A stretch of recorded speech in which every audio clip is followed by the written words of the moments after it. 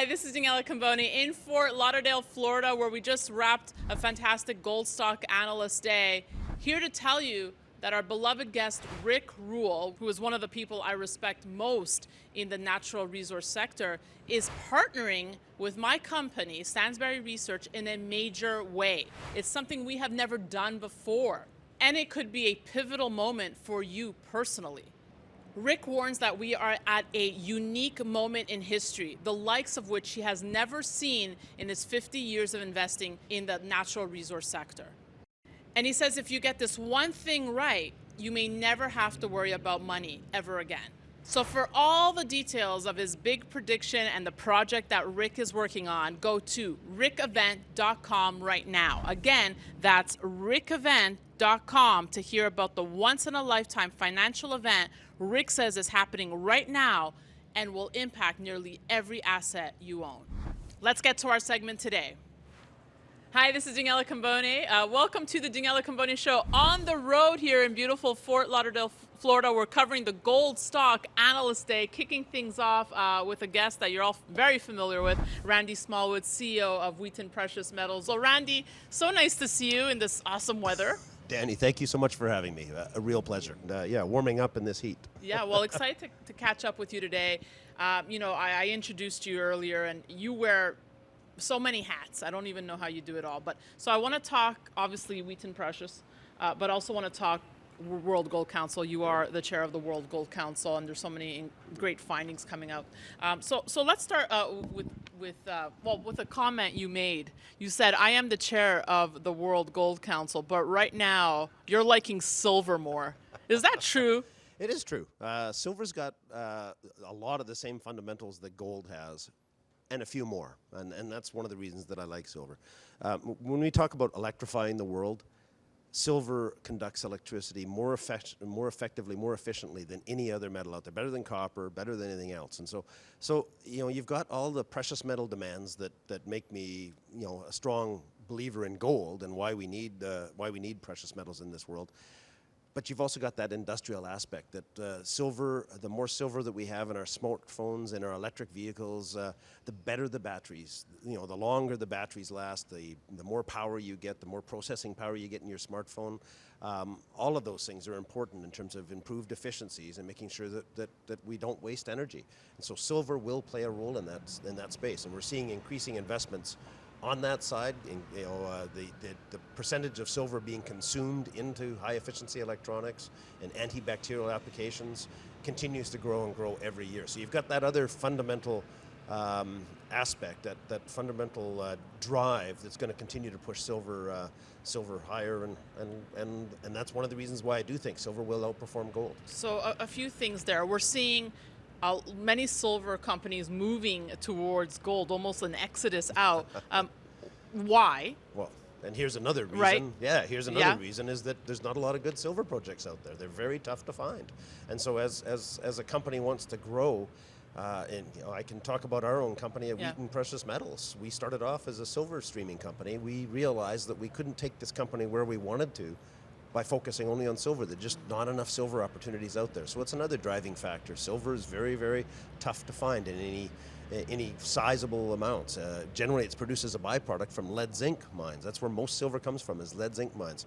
When's the last big lead zinc mine that you've seen come on stream, right? And so the fundamentals are just stronger for silver. And the folks out there watching are going to say, but Randy, we've been hearing the fundamentals and that, the story is there for silver. We're going green. We're going to need silver for everything from, solar panels to whatever. But why is it taking so long to come out in the price? Why is it not being reflected in the price? And again, I would say that what we're dealing with right now is a very strong U.S. dollar. If I've had sort of encapsulate what I would describe, 2022 is the year of the U.S. dollar. I think 2023 is going to be the year of precious metals. And so I really do believe that what we're going to see over the next while is a good, strong uptick as people start realizing the importance of this. Okay, good points here. So on that note, World Gold Council just put out a report. Yes, gold price is having its best start in a decade, yet we're seeing record outflows from the ETFs. I'm just going to quote something here: 26 tons of gold, or 1.6 billion, flowed out last month alone. So why the outflows, and where's that money going? Well, hopefully it's going to the streaming companies of the world and a few mining companies. We are seeing record investment into gold around the world. And so, especially central banks. One of the things that happened last year, and for all the right reasons, but we saw the US dollar weaponized through the restriction of the SWIFT currency exchange system.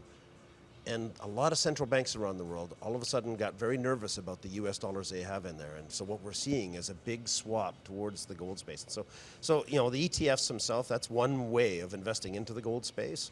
And when you sit and look at the fees and the costs associated to that, there are other ways. We are seeing record investment into gold. And so I wouldn't focus so much on what the ETF levels are.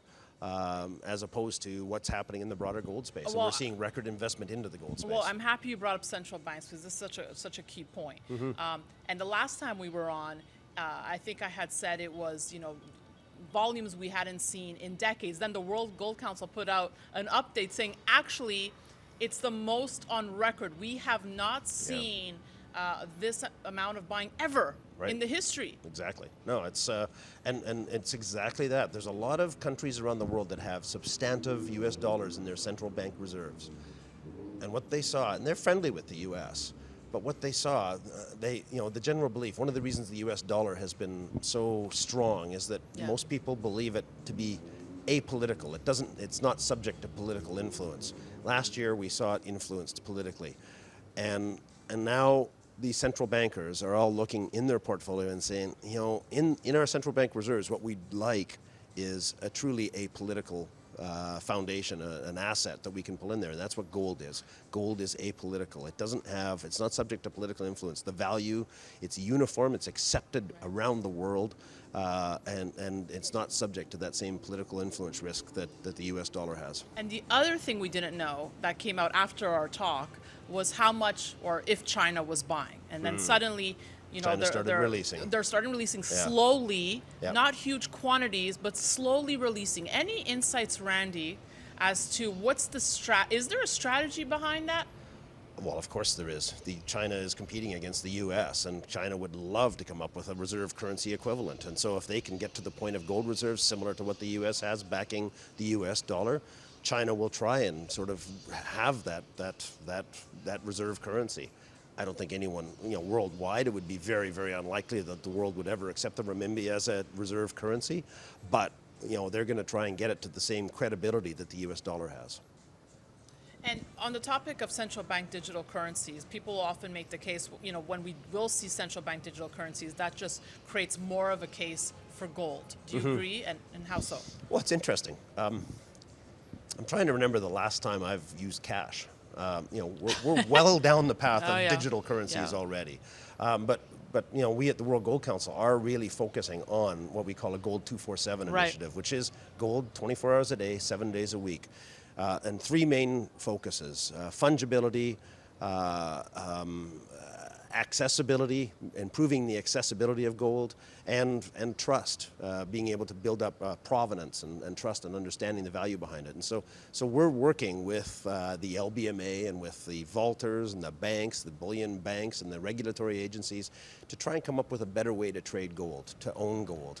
And it's basically by digitalizing it, where you get to the point where gold itself doesn't actually move. It stays in one spot. It's fractionalized. It's fungible. Through blockchain, we can track it. We've already got a gold bar integrity program going on right now, where a large number of the members of the World Gold Council are tracking every bar that gets produced, gets entered into a big blockchain database and tracked, so you can have the provenance of knowing where your gold has come from, build up that forward. We kickstarted that program last year, and all of that is going to feed into a digitalized environment where gold will be traded in a digital wallet on digital exchanges, and be able to know that you have gold backing this exchange, this entity, this token that you're transmitting around, knowing that it's got guaranteed value behind it in terms of the gold that backs it. We think it's going to revolutionize the way gold is traded and owned in this world. I just want to wrap with the time we have left. Talk Wheaton Precious Metals now. Thanks. So 9.1 billion of cash flow. Yes. Okay. Okay. Cumulative. Cumulative. Yep. Okay, stock pretty much flat from the start of the year. Production miss. Talk to me. What's going on at Salobo. It's all Salobo. Vale had some challenges there, and it really comes back to COVID.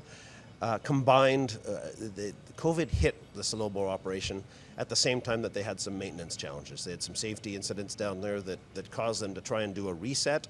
But trying to do a reset and getting hit with a pandemic, it handicapped the mine. And so the mine, which traditionally outperformed for the first 7 years of our contract, always outperformed our production guidance, all of a sudden for the last 2 years has missed.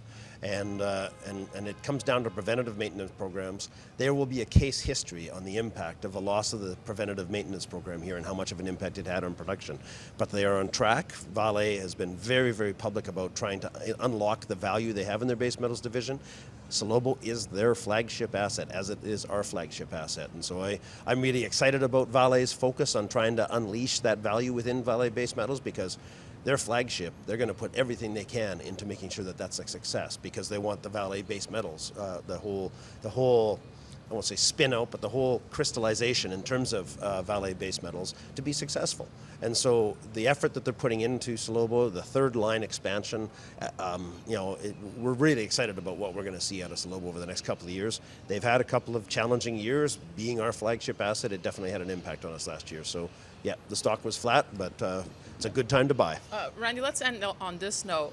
I like something you said in your presentation, how streamers are vital to the ecosystem of the mining industry.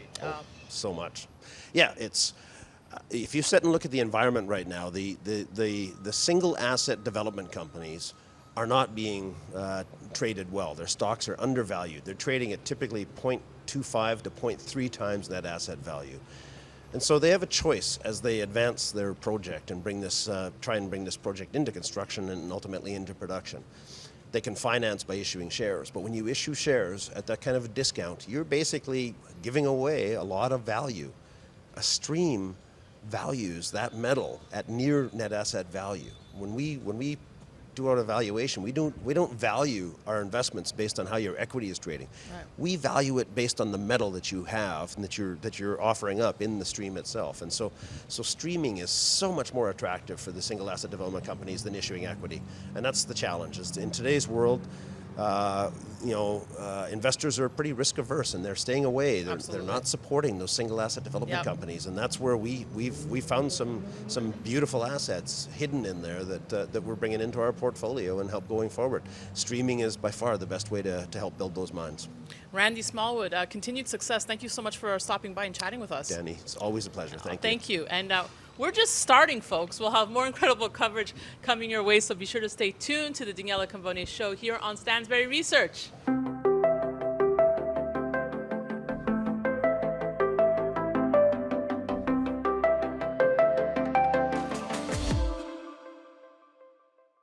Opinions expressed on this program are solely those of the contributor and do not necessarily reflect the opinions of Stansberry Research, its parent company, or affiliates.